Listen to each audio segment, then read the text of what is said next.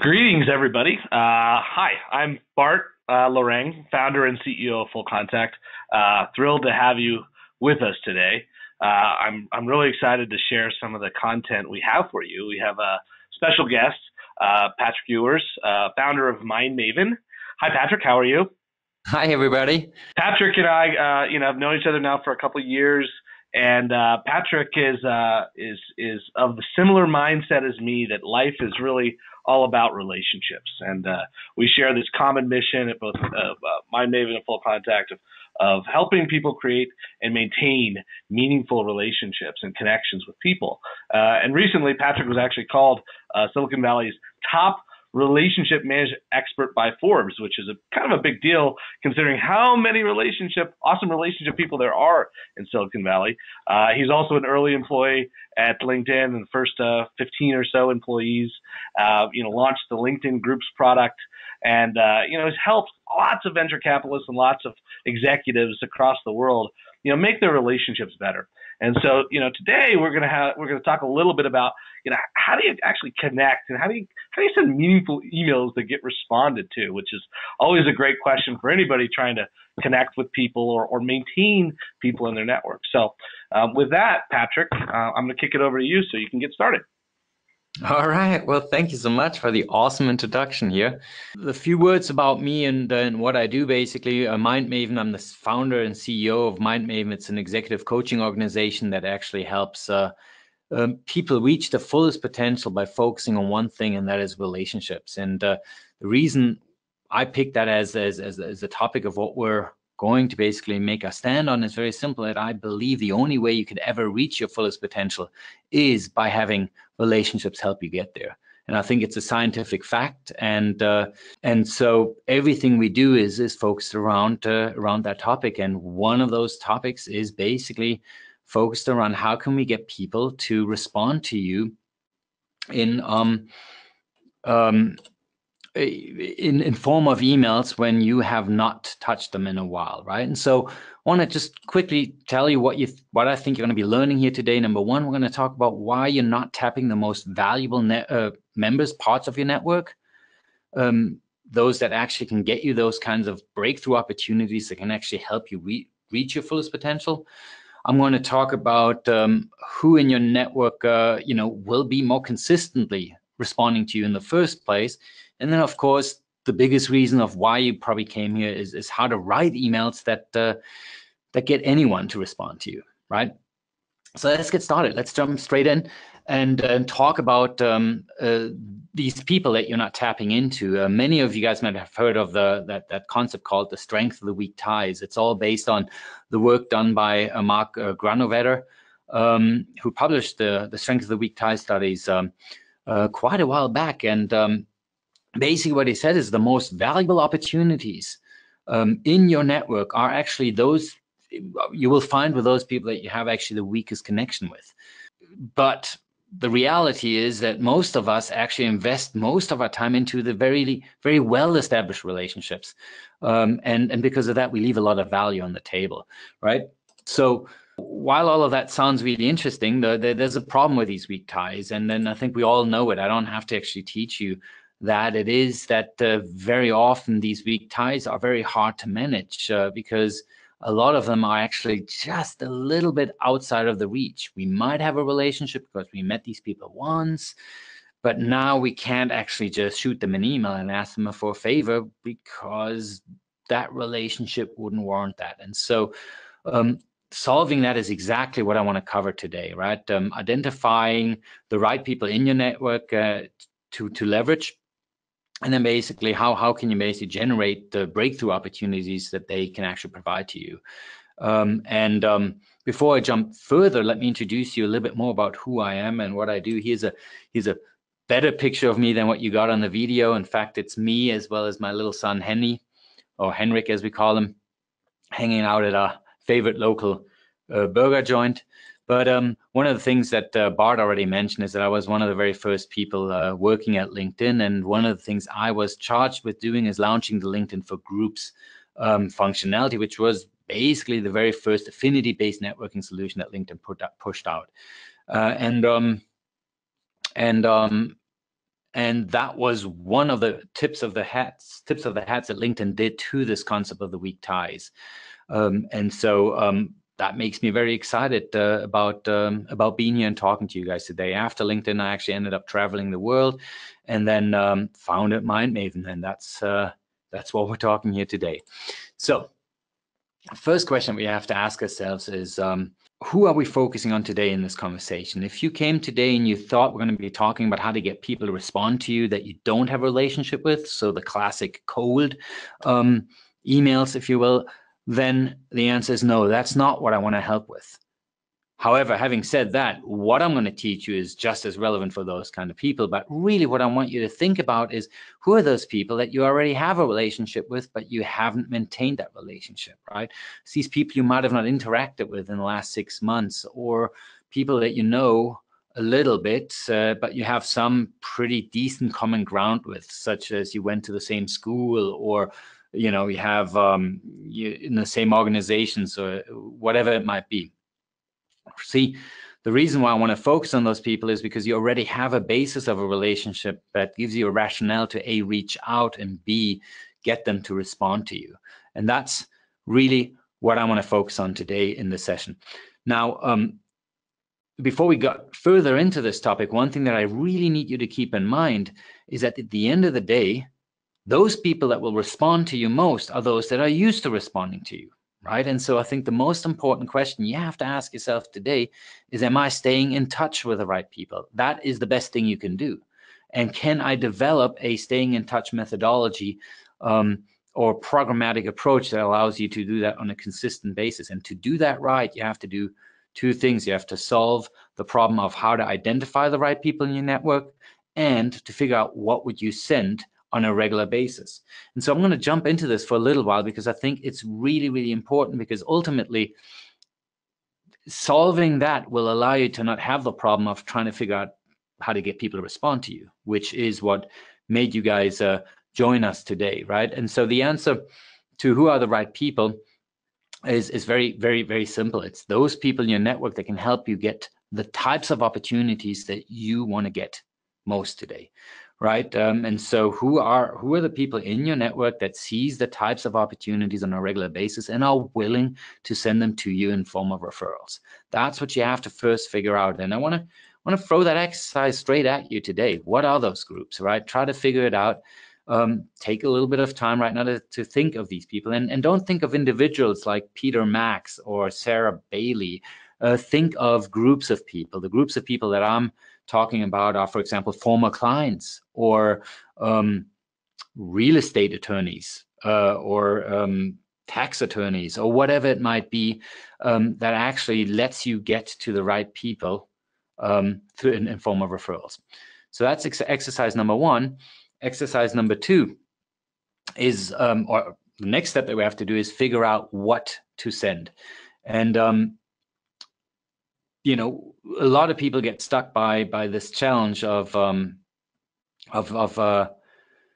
not knowing exactly what to say. It's like, okay, this people is somebody I should reach out to. What am I supposed to say? And so this is something I can't cover today in this session, because we're really focusing on how to get people to respond to you. But stick around to the end, because at the end, I'm going to give you guys a little bit more information around that, and also an offer that I hope you guys feel like you can't refuse around it. But the reason why I think it's so important for you guys to stay around to the end is because we've asked you that question, right? Are you good at staying top of mind? Which is basically saying, getting people to consistently respond to you in some way or other. And the answer is that 73% of you guys said no, of those that responded to the survey that we sent out yesterday, which, by the way, thank you so much for doing that. It's super helpful to see that, right? And so stick around to the end, and we'll talk a little bit more about how we can solve that problem as well. However, what we're here to do is to realize we're not perfect, and haven't been as good at maintaining conversation and staying top of mind with the right set of people. And if you're like me, basically, these relationships you care about, some of them actually just simply fall through the cracks. And so what I want to talk to you guys today is about how to reactivate those relationships, because they are just so valuable. And the first thing that I, of course, have to say here is that there is no silver bullet. There is no one size fits all type of solution to this. And so, but the one thing that I can give you that I really want you to internalize is that this is a game of odds when it comes to maintaining relationships and generating opportunities out of your existing network. It's a game of odds. If you do the right things often enough with the right people, it is just a question of time when something very big can hit you, when you are basically influencing positively, in a strong positive way, your success, right? And so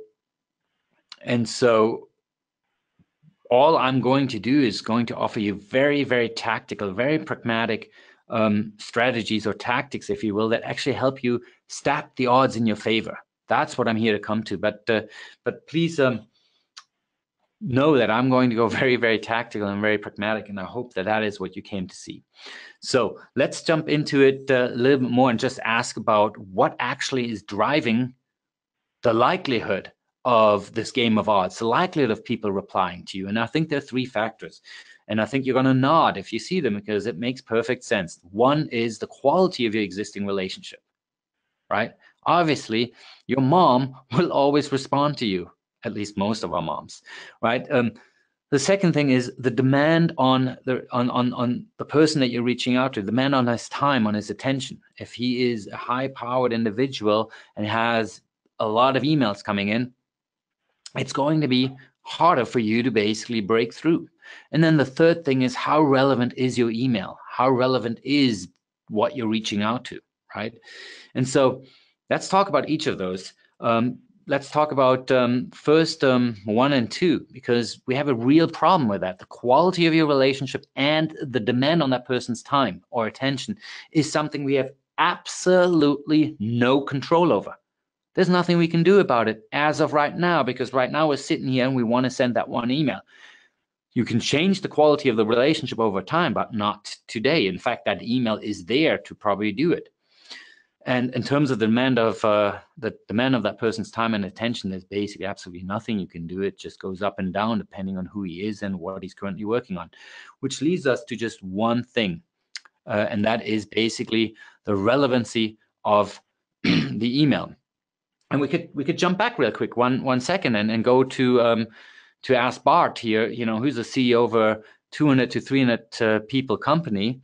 How many emails are you getting every day, Bart? Oh, I get about 1,200 emails a day, Patrick. So my attention is limited, and when the emails get long, like multiple paragraphs, it's really hard for me to focus. Exactly. So you kind of skip over it in some way or other. But basically, if an email comes from somebody you know but don't know well, but the relevancy of it is really high, does that sometimes cause you to respond despite the fact that you have 1,200 emails in your inbox?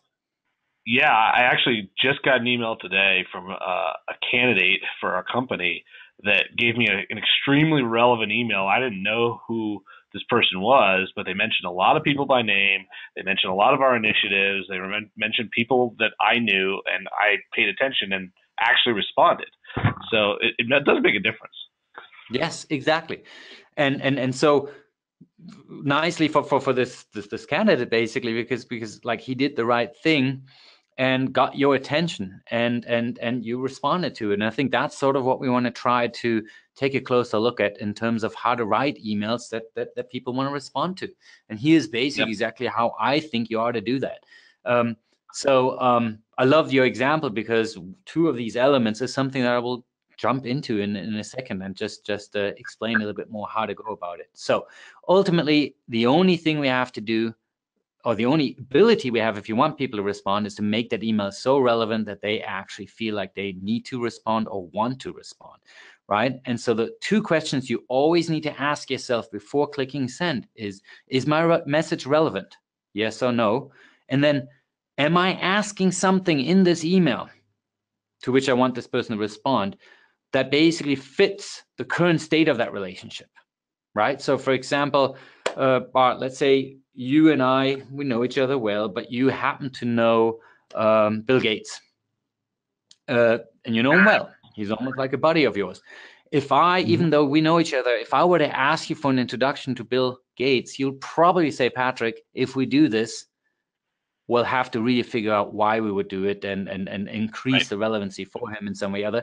But if I would have asked you 2 years ago, right after I met you, probably would have just said no, right? So this is really important. Very often, the biggest issue of not getting a response is because what we're asking is not matching what the relationship can carry, right? And that is exactly why I think when you want to get people to respond, you need to know what you want, right? You need to determine first and foremost, what is your ultimate ask? Like what is it that you want from that? Is it referrals? Is it an introduction to somebody else? Is it the time of them to basically learn something about them? It doesn't matter. There are all sorts of examples like the ones I'm listing here that help you figure out what you want. And once you know what you want from this person that you want to get a response to, or this group of people you want to respond to, the next thing we have to ask ourselves is, well, can this relationship carry this kind of request? And there are only two answers to that. Number one, yes, there is. And let's go ahead and ask that question, right? Let's make that request. But in most cases with these people that you are actually even worried about getting a response, the likelihood is that your answer to this question will be no. And then the answer of what you need to do is you have to invest the time to first re-warm that relationship up, right? And so number one is probably pretty easy to do. Number two, let's talk about this. And this is what I want to focus on, right? And so the next exercise I have for you guys right now here and there is to basically say, hey, think about 2 or 3 people, and what is your ultimate ask that you want, right? Like, why did you guys show up here today to basically get people to respond, to learn about this? Hopefully you had something very specific in mind, and then ask yourself, hey, take the next 10, 20 seconds and think about what is my ultimate ask. And while you guys thinking about it, I'm going to jump in and start talking about the different options I have to rewarm the relationship. And you see how I'm getting more and more tactical, more and more pragmatic with my content here. I hope that you see it. So number one is, instead of going for the ultimate ask, let's say the introduction to Bill Gates, right? Set up a meeting or a call to just check in, right? But a lot of people make the mistake of just saying, hey, it's been a while, why don't we get coffee, right? And if that's somebody that's not close to you, for example, how would you react to it, Bart? Oh, well, I think I actually have a blog post I send to people about I don't do coffee. I just respond, but not well. Hey, let's grab coffee. I'm not that desperate for coffee. Yes, exactly. So that is the biggest problem, that a lot of people, what I want you to do is use our session today here to increase your game there. If you just ask for coffee and you are reaching out to somebody like Bart, or for example, Reid Hoffman did something very similar. He says, I am not going to just do coffee anymore. I need to have a reason, right? And so what you need to do is come up with a way to make it worth their time, right? You have to give them a good reason to meet with you. If they like you, if they are somewhat close to you, that reason doesn't have to be strong. It could be just a carrying rationalization of, like, relevant enough, and he's a good enough guy. Yeah, why not? I'll go help him in some way or other, right? But give people a reason of why they should meet. Don't go with the bottom feeder approach of like, hey, it's been a while, we should catch up. It's never going to give you the results and some of the other tactics we're going to be talking about today. So let's do this basically by looking at 3 ways in which you can actually justify a meeting, right? And now I'm going to hopefully, or maybe overwhelm you a little bit here with a lot of real clear email examples, right? So for example, here, this is the email that I call the offer they can't refuse. And what I'm asking you to do is offer something they need to be successful, right? So if you read this email as I'm going through it, you will see that the core element here is this is an email going out to a venture capitalist who was at a conference, and Patrick here is writing to Julie and is saying, hey, a few months I've been interviewing some pretty well-known venture capitalists on the recent rise of financial startups. If I remember correctly, that's something you want to actually invest in or expand into. Is that correct? If that's the case, I think the data that I got and compiled could be very intriguing for you, right? So ask yourself, what is that catnip, and what do I have in terms of my bank of value that I can offer for them that they can't refuse, right? That is going to be the best way to get people to respond. Will you have it with everybody? Probably not. But if you do, try to come up with something that they say, oh, this is, I would be doing a mistake by not learning about what Patrick has found out about this area, because it's my job to know the industry really well. All right, so that would be number one. Let's move on to what I call the researcher. So if you can't do number one, the next best thing is to use a rationalization that basically is leveraging the innate component of the human condition that we like to help. We like to help, and we like to be perceived as somebody who has knowledge, right? And so I call it the researcher. Ask them if they can participate in a ad hoc, somewhat hacked, informal research project of yours. And here the email again is now going to Hannah. And here I can say, this is, for example, hey, I'm working on a research project to uncover the work habits of highly productive startups. I heard that you are really good at this. If you're open to it, would you be willing to have a quick informal interview of, let's say, 15, 20 minutes on Zoom, on your productivity? Often what I would add to the sentence is I would also hopefully find some time to share some of the things I've learned, right? So you're not only asking for help, but you're also offering some value. The likelihood that they will respond to something like that, especially if you have some sort of reasonable relationship and you're not completely cold, is probably pretty reasonably high in that sense. Let me show you my third one. The third one is about simply asking for a favor. That's why I'm calling it the Benjamin Franklin. Benjamin Franklin, as we know, the most famous quote that I ever found out about Benjamin Franklin is, if you want to make a friend, ask a favor. You guys all heard that before? I know you did, right, Bart? Yep. It's counterintuitive, but it's counterintuitive, exactly. But that's something that really works. So go out and ask a favor. In this case, we're reaching out to Rob, and Rob is somebody who's just exceptionally good at scaling his company, and specifically his thing is to delegate, and has a very specific approach to delegation, and he works with his EA in a very unique way. And so I'd love to get you as a sounding board to get around like how I can work with an assistant a little bit more. A little compliment up front, and then the ask can do wonders in getting these people to send it off. But one thing you notice here is that email is specific to Rob, right? It is not a form email. You can't do a form email when you're asking for a favor, because I think there's nothing that turns people more off than getting asked a favor and they know you've basically sprayed and prayed on that approach, right? It also makes people feel valuable, and so they might be positive inclined, and if you get them in a moment of discipline weakness, they might actually say yes, even a Bart, right? I bet that you sometimes say yes to things you should say no, because it's been asked in a way that you find hard to refuse. Is that right? I mean, this particular email tugs on the heartstrings a little bit.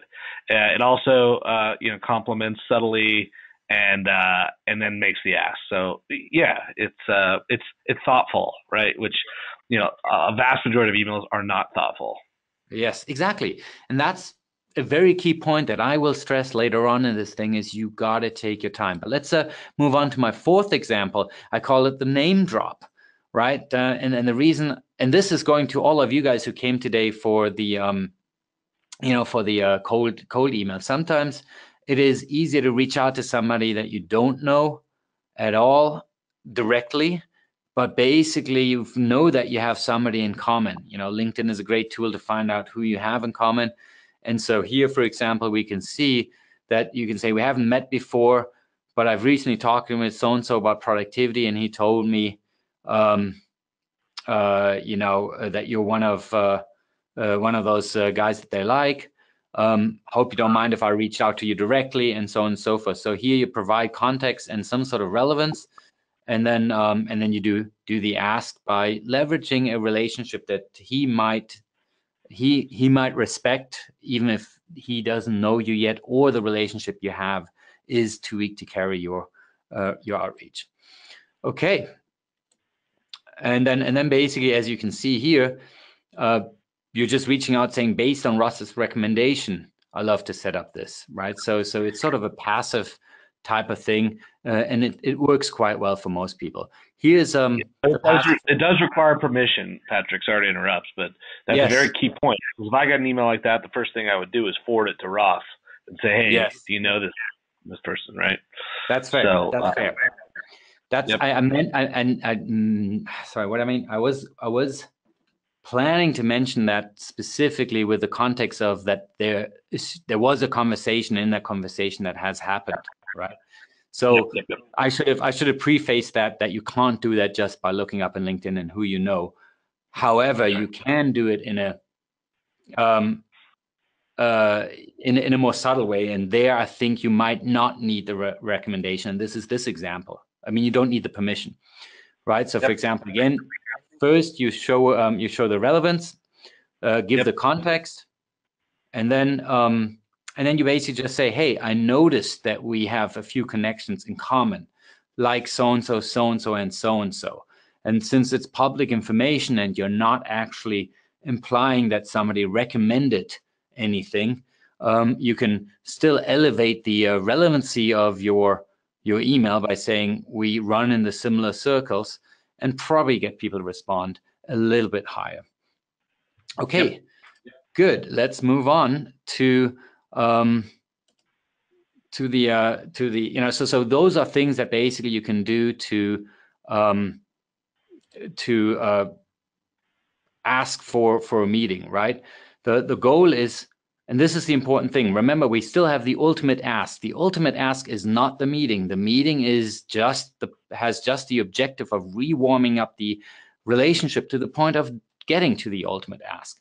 And so goal number one here is get that meeting going. And then later down the road, you have now established or reestablished that meeting and rewarmed the relationship enough to the point that you can actually go for the ultimate ask. And sometimes, if you're lucky, that meeting goes so well, you're so well connected, you're gelling so well on that meeting that you might actually feel very comfortable going for the ultimate ask while you're sitting in front of that person or being on the call or on a video Zoom call with them.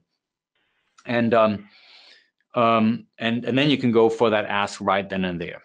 Now, I promise you a second option of how to warm up those relationships. And the second is a softer version where you're not even asking for the person's time by keeping up a conversation or starting a conversation via email. And for that, I have 3 tips too. So let's jump straight in. The one is, again, quite counterintuitive. It's sort of the paying it forward type of principle of sending an email that actually does not need a response, right?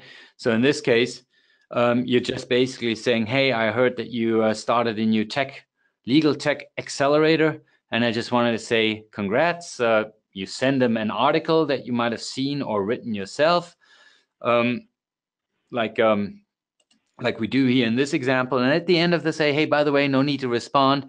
Just wanted to send you a quick note. Congrats again. Hope you're doing well, right? You give them an easy out. You show respect for their time.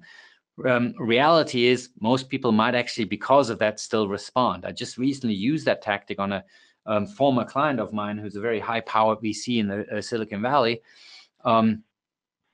And I made a compliment about what somebody else had said about him.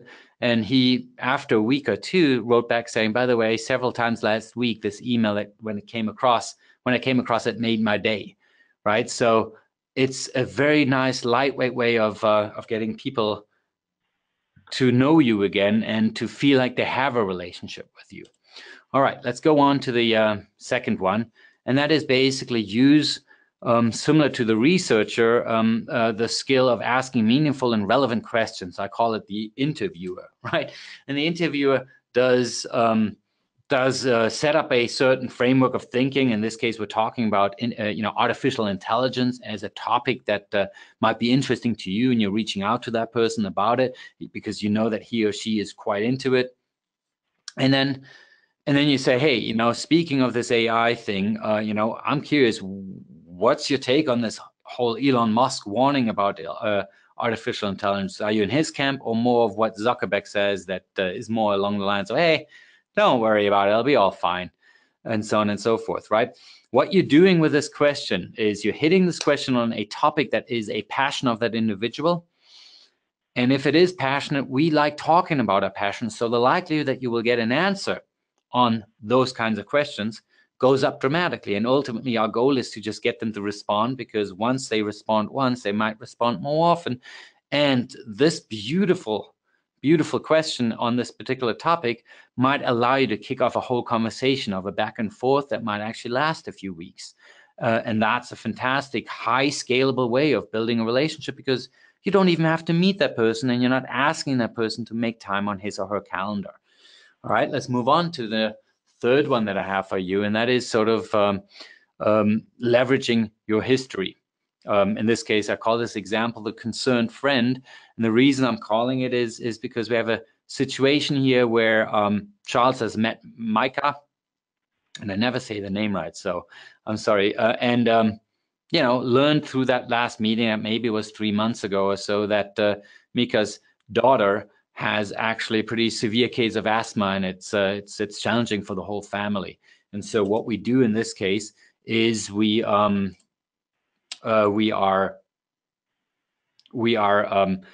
checking in on that, and just making the reason we're sending the email mostly around how's Catherine's asthma, how are things going there, right? Show true concern, be very generous, be very genuinely concerned. And this is just one very powerful example of how to leverage the history. But the point that I want to make is you can do that with the lightest weight things of your history. Have you ever been back to that restaurant, or whatever you have? One of the things that I think is so important is to use meeting times that you have where you are actually meeting people face to face, not just to do business, but to really find corners and perspective and edges of that person with whom you can connect, so that it empowers you to write emails like this. If you don't know that there is asthma in the family, you will not be able to write it. And that's why I think it is so important, equally as important as whatever the reason is why you're meeting, to go into personal interests and passions, as well as learning about people's professional challenges. Now, sometimes things happen where you just can't leverage the history because you just don't have anything, or you haven't quite practiced relationship marketing in the way we teach it at Mind Maven. And so you have to reach out without leveraging the relationship. And then you have to just use the information that is out there on the internet. And one great tool, of course, to use is FullContact, because Contact is a fantastic aggregator of all sorts of information that you can get from them, right? And so there's access to social media where you can find interesting edges to hooks, as I call them, to go in there. And it allows you to write highly personal emails to these people. So if you don't have anything, find something that allows you to leverage certain comments there. Okay, good. So I'm just curious. Can you guys in the chat room, everybody who's in there, is this so far relevant for you guys? A quick yes or interesting or something? Throw some comments, please, into the chat so that I'm getting a little bit of response from you guys. And am I going in the right direction? And while you guys are doing that, please do me a favor and listen up. This is super important. If you want a response, the most important thing is not to try to do it efficiently, but to slow down. By the way, Bart, can you turn down your audio a little bit? I'm getting a little bit of my own echo sometimes when I speak up loud. I think it might be that your mic is picking up your speakers. Good. So slow down. The reason, this is exactly what, Bart, you said earlier, right, is take the time and write an email that actually feels genuinely written for that individual. If you go into the form-based approach, people will smell it instantly. It's just become too easy to do that. And if they feel you're not taking the time to reach out to them, then they will not take the time to respond to you. I think that's sort of self-explanatory. And what will happen is that your emails will get ignored, Or, and this is really important when you're doing this in a blast, the people that respond to you are typically lower of quality, right? And so, so take your time. If you want a response, I would much more recommend writing only 10 emails that are really well targeted to somebody like Bart or whoever, than sending 50 emails that are all the same. You will probably do better with just reaching out to 10. At least that's my experience and what I would recommend. And so to help you about how to actually tactically write these emails, I will go into asking you for a few tips. And sorry, I'm going to give you 4 tips around how to write emails that actually get replies. And I'm going to do that in a don't do this type of fashion, right?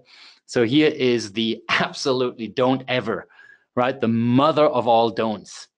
Right, this is a real email that a client of mine has gotten. I have changed the whole setup a little bit, but basically, look, it says, "Hey, Jen, we haven't spoken for a while. So hello, it's time to reconnect, possibly connect for the first time outside of LinkedIn and social media, because I don't really know how I know you." It's really what it says, right? "I've recently been doing a lot of writing and podcasting about AI and Bitcoin and wanted to share my AI and Bitcoin primer. Here's this link.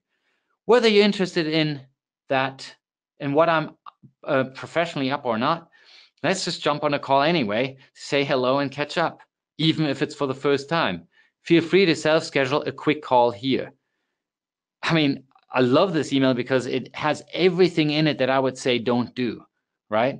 I mean, it's so bad. It's form, it's not personalized, it's egocentric because you're not doing anything. You're even asking him to self-schedule it. You are showing that you don't give a shit about that person, because if they're interested in you or not, you still want to meet. It's horrible, right? So let's talk about how we can do it better. Um, um, and so the best thing you can do is for example, to be very specific. The more you increase your specificity in the email that you're writing, the easier it'll be, right? So for example, this is a don't of how not to be specific, right? So this is Brandon getting an email from Megan. "And will Brandon believe, after reading, just finished reading your new article and wanted to say I really enjoyed it."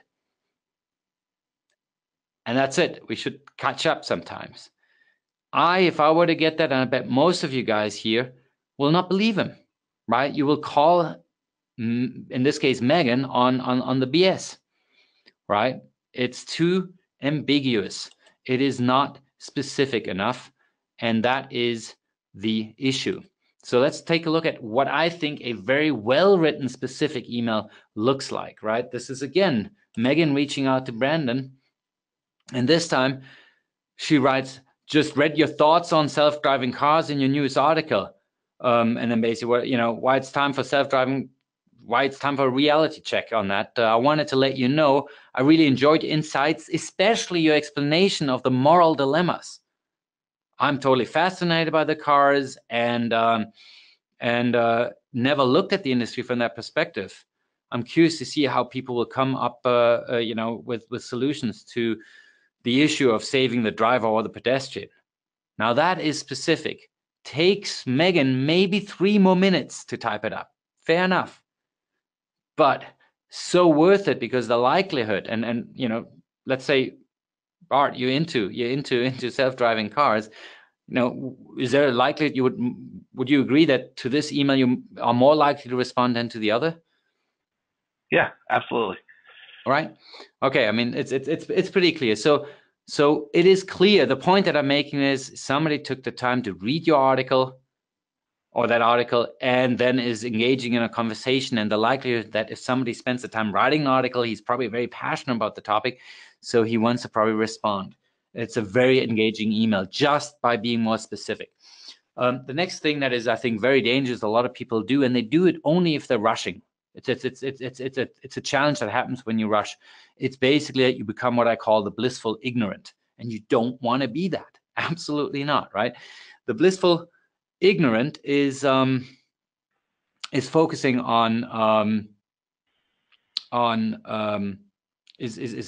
is basically saying, "Hey, I wanted to touch base. Last time we talked, your mother was sick," right? And stuff like that happens, right?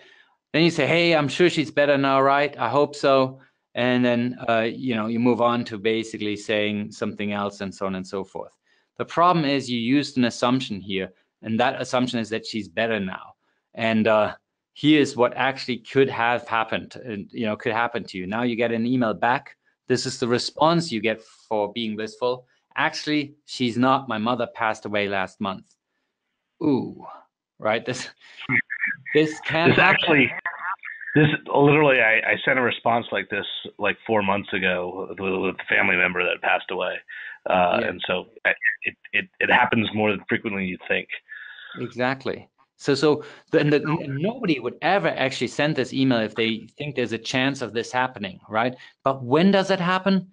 When we are rushing, right? We're not spending the time to craft that email right enough. We don't reread it, and we're not questioning ourselves. Are there any assumptions? So avoid assumptions. It's that simple. And guess what? It happens to the best of us. So if you think this would not happen to me, think again, because if you're rushing, it is a matter of time, just like the games of odds I said earlier, until it will happen. And this is a relationship destroyer. It makes everybody feel very uncomfortable. So let's try to avoid it.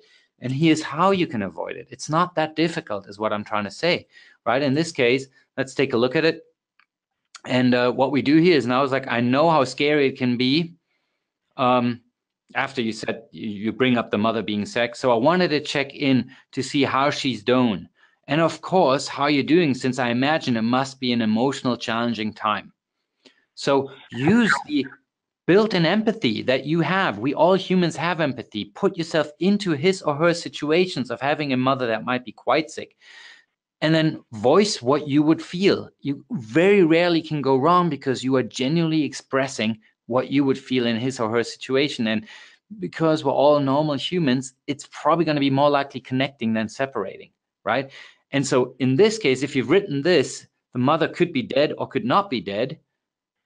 You can't go wrong because you showed empathy, and then basically the response you would be getting is most likely one that goes like this, right? Passed away. Your mother passed away, and as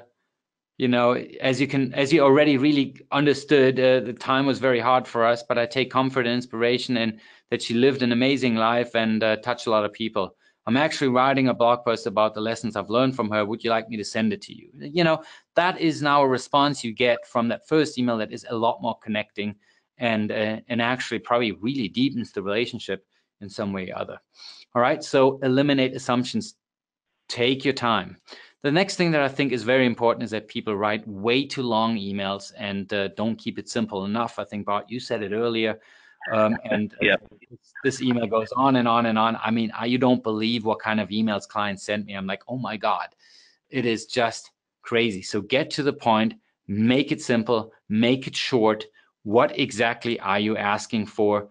And so there you go. As you know, I've worked with a number of people in your position. I would be able to offer you some tips and best practices. Would that be of interest to you? Yes or no? And there we go. All right, I got one more, and that is to just don't go into negativity. Negativity is a very dangerous thing, and we're often prone to it because our brain is hardwired to respond strongly to it. That's why our news is always negative and not just blissful positive news, even though I think there's just as much positive news out there than there's negative news, right? And so, for example, here, again, a real example of what we've seen in the years of doing our work. Somebody sending a birthday party email to somebody who just turned 50, and the person, Ross, who's sending it is already past 50. And so it might have prepared me for all of the new headaches and literally physically and literal when year 40 came along. So good luck, you may need it. Why? Like, I know he's been trying to be funny and cute and like maybe in some backwards way uplifting, but like, I don't think anybody wants to hear that when they are turning 50, right? And so how would you take the same message and bring it to those people in the right way? It's basically by saying, hey, look, I turned 50 this year too. And I feel like I finally found that work-life balance I've been looking for a while.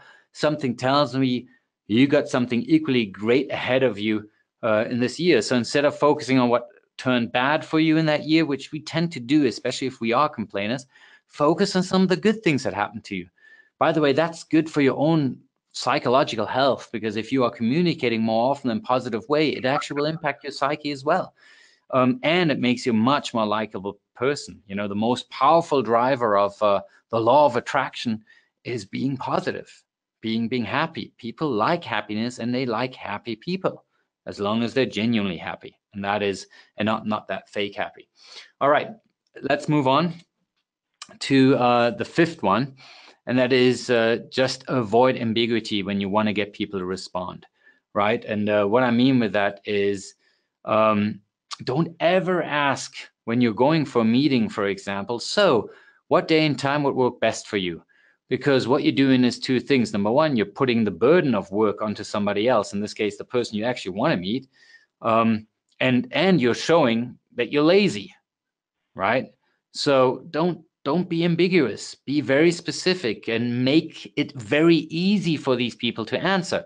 So what I think one should write, even if that time doesn't work out, you say, how would Wednesday at 2 p.m. PST work for you? Because the beautiful thing is, yes, that's work, is all the person has to write back. And there you go, you got your response. Not only that, but you have the item on your calendar now, right? And so that is, I think, really, really powerful. Okay, good. I'm almost there. There's one big piece of advice that I have that I still want to cover with you, and that is don't be afraid to follow up, right? Very often people make the very grave mistake of sending one email on one topic. And then when they don't get a response, they just assume that the person does not want to talk to you or want to deal with you on that particular topic. And that is actually probably not often the case. It is much more likely that the reason people are not responding to you is because they are just so busy. You know, we're living in a world where we know people like Bart that has 1,200 emails a day, which is insane, right? And so there's just too much prying for the attention, and so your email might sink under that in some way or other. But most people, if they like you, will look at that email saying, yes, I should respond to that person at one point in time, and then it just goes lower and lower in the inbox, and eventually it gets out of their mind and they will not respond. So you owe it to them, if you're actually doing something that is positive for you and them, to follow up, and you should follow up 2 to 3 times. Don't be afraid of that. And so I wanted to give you a little bit of advice on how I would recommend writing follow-up emails to that first email that you wanted to get a response to. And and so the email here is just a quick ping to follow up after the first email. You know, add the original email below, copy paste that again, and just like, hey, just wanted to ping you real quick on this one. Send it about 3 days, 4 days after, maybe a week, depending on what you feel comfortable with, but make sure that you simply repeat the intent, make it a short email, and send that email. And I can guarantee you, if these people care about that thing, by that time they will probably respond. The second email to follow up is sort of what I call the friendly check-in. Hey, since I haven't heard back from you, wondering if you got the email in the first place, and wanted to make sure it didn't fall through the cracks. So you're not making the person feel bad. You are like, hey, it's easy. You know, it probably ended up in some sort of spam filter and so on and so forth. But, you know, it's a little louder voice saying, hey, this is important. Can you please get back to me? And then the third one is basically where you say, hey, this is my last chance, or this is your last chance. Hey, I haven't heard back from you, so I'll assume it's not the best time right now, and I will stop following up with you on this matter.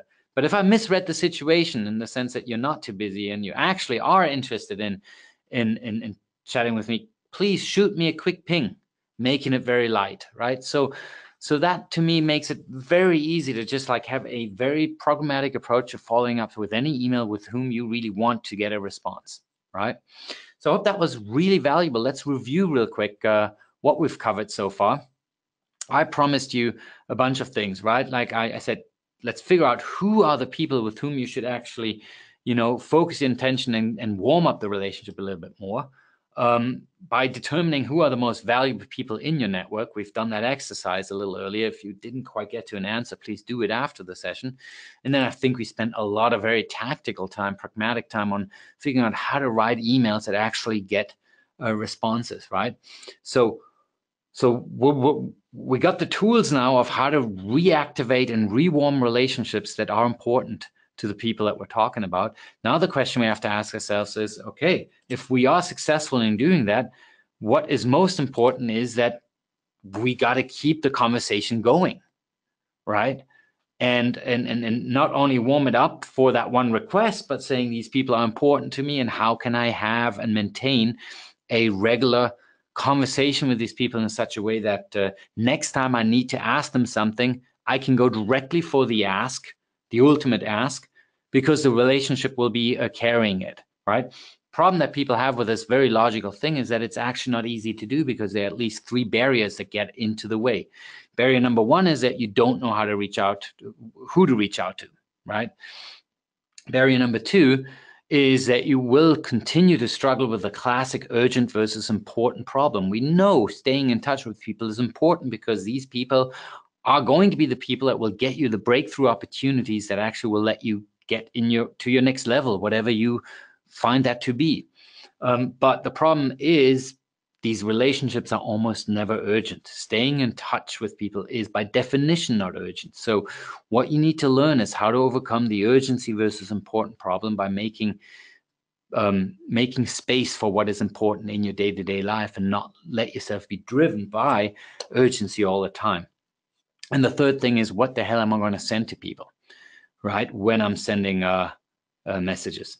And so in such a way that they don't feel spammy. And so we asked you that question too, is like why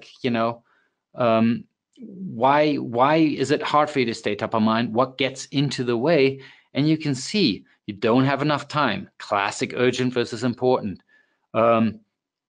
I don't have the correct resources in place, similar to time, plus not knowing who to reach out to, not having structured things in FullContact correctly. And then I don't know, say why, were the top 3 things, right? And so if you are really interested in learning how to basically get the most potential, the most breakthrough opportunities from your network, then you have to invest into doing a deeper skill. And this is where I hope we can help, right? Because we've been teaching people to solve that problem for many years, and I can almost guarantee you there's nothing we haven't seen yet.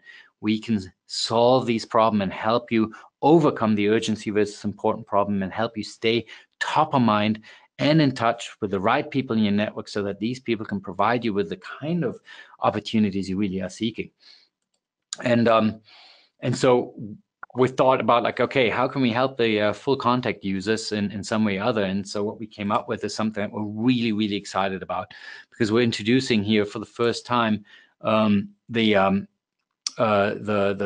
what we call the relationship marketing crash course, right? And it's basically a very exclusive online course that helps you generate breakthrough opportunities, and really focused on tackling the issue of who do I need to focus on, how do I overcome the urgency versus important problem, and of course, what can I do to be a bit more skillful in reaching out to people so that they feel more productive. It's a fantastic opportunity to go deeper than what I was able to do in today's session, and I think there are many really powerful goals. But the point that I'm really excited about is because we love working with FullContact so much. We're going to be offering this course at a steep discount. So usually this course runs for $299, and now we're offering it as at just $199. So if you are interested, secure your spot as soon as you can. Click on mindmaven.com/go. Very simple, mindmaven.com/go, and basically take this chance to save $33 and get into making what we covered today a real true skill, and something that actually runs very, very programmatically, because really the decision is yours. We spent so much time learning about this thing, and I hope that the content that I showed you today gave you a bit of a sense of the depth of how we think about things. And you can continue on your path the way you do, and you will be successful if you care about your relationships. And it'll take time, and you'll do mistakes, and you'll have to do a lot of trial and error, but you'll get there. So, but if you want to shortcut this and get a little bit of a fast track to that success, work with some of the people that are best in that space. And those are the people that we were able to help and work with. And so we've learned a thing or two, basically. And so navigate to this link if you're really interested. It's mindmaven.com/go. And sign up today if you can. I would absolutely be thrilled to see you in that course, because I think it will really have an ability to change the game for you. All right, but that's enough about me offering this course. I want to see if we have any questions. One is, can you address the importance of the subject line in emails, Patrick? Oh, good.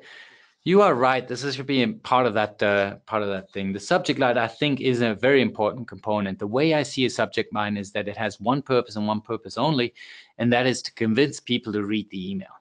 That's all you have to do, right? And so write them in those ways. And there are 3 levels that I come up with. One is just a description of what it is, sort of a mini summary of the content.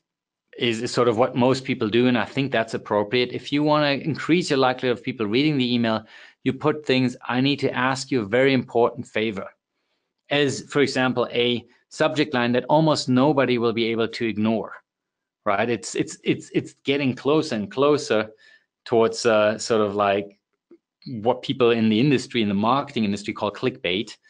You got to click on this. You have to read the email because there's something that you don't know what the favor is. Take it another notch up. You can say, I really thought this is relevant for you and you need to read this. All right. If you write that, like, people will read your email. Now, the problem is you can be inflationary. And if your subject line doesn't match what then actually is written in there, people will see you as an inflationary person. That basically will probably distract more for your relationship than build the relationship. So find a really good balance on that is my recommendation. I like a little clickbaitiness as long as it's genuine, as long as it like makes sense to do this. Like if I'm asking Bart a favor, I will say the favor and then related to something we're working on, or related to something I'm working on, or even a hybrid between I'm asking you for a favor in respect to self-driving cars. About self-driving cars. Again, like, oh, I'm interested in self-driving cars. I got to read this. Yep, makes sense. All right. There's another one around, from Arthur. So there's a why question. Why do you think your style of writing is better than other styles? That's a very good point. I don't, and the style of writing is very personal. What I'm trying to bring across is the elements of what you should bring across. So you can use your own words in any shape or form, but I think it is. I'm very strong and very convinced that if you write a message that is not specific and sort of very lightweight, I saw your article, great work, or how are you doing, which is also like so flat, versus going specific. I think that's factual. You will get more response. That's not a style question, right? So focus not on the style. I have a very unique style. It might be influenced by who I am and the fact that I have a German background. So maybe some of that writing felt quirky to some. That's not the point. The point is learn from the tactics and employ them in your own language, because you got to be genuine. I would not want you to copy what I say to use it. I want you to use the techniques that I offered. Yep, makes sense. The more specificity, it's less about style. It's really the elements of the content that matters, right? Yes. We got another question from Matthew. Let me try to summarize this one because it's a little bit long. Best practices for turning an email list of a few thousand unsubscribed individuals into subscribers using opt-in. Should you suggest reconnecting and building relationships one at a time, or ask for opt-in after the reconnection has happened, or should you just try to use a shotgun approach? Okay. So you're asking the wrong guy, right? Like I am a relationship marketing expert. And what that means is I'm talking about named relationships. You and I know each other. We've met before. That is the realm in which I operate. What you are asking for is more online marketing related, email marketing related kind of questions. And I have an intuitive answer for you, and that is like if these people unsubscribed, I think your energies are better used on deepening relationship on those that didn't unsubscribe and not wasting a lot of effort in getting those that are unsubscribed to subscribe again, because with unsubscribing, they made a very clear statement that the style of communicating that you have with them, mass marketing emails, is not what they're interested in. What I would recommend real quick is pick the cherries out of those thousands. And if there are people with whom you want to have a one-on-one relationship in some form or the other, I would pick those out from them and maybe say, hey, I know that you unsubscribed, but I do want to maintain a relationship with you, and I wanted to just let you know, and then use some of the tactics of today to see if you can get them to move around with that. But be careful that you don't piss them off because they unsubscribe. Now they're getting another email from you. All right. That's right. And I think maybe if these are, you're targeting this mass email list with ultimate customers you're trying to get, you might want to look at a referral based approach where you circle the 30 to 50 people that are likely to generate those referrals of those people, as opposed to going directly. And that's kind of what Patrick preaches. Let's see. Another question here is, my business consists of content creation portfolio, says June. Do you think it's better to touch base with the person via email newsletter or direct email? I would say, again, I can't answer these questions very well because I'm focusing on those businesses where you basically built your opportunities from having real one-on-one types of relationships in some way or other. And so it really depends. I think the answer is there are some people in that list that are worth a lot more attention than you're giving them today. And then there are some that basically should be newslettered. And I would say go through that. If these are people you work with and they can vouch for your quality of work, they are exceptionally valuable to you, and you want to basically nurture those relationships, invest a little bit more time into them than newsletter type of tactics. Yeah, I think June also replied and said she's a freelance illustrator. My own instinct as an entrepreneur is that one-to-one and contextual is probably a better approach rather than a mass approach for a freelance illustrator, because your engagements are likely to be a little higher value, maybe longer term, and that's always a better approach, to have those one-to-one connections with people that can actually refer you business. So folks in marketing departments, product departments, entrepreneurs getting things off the ground, etc. Absolutely. Well, I think that's about it. Hey, everybody, thanks for the time. And Patrick, I always walk away from these things learning several things that I'm going to go use this afternoon, frankly. So hopefully everybody get a lot of value of this. This is exciting stuff for us to make relationships better. So Patrick, thanks a lot. Hey, I loved it. Thanks for all the great questions, everybody. And go off and get people to respond.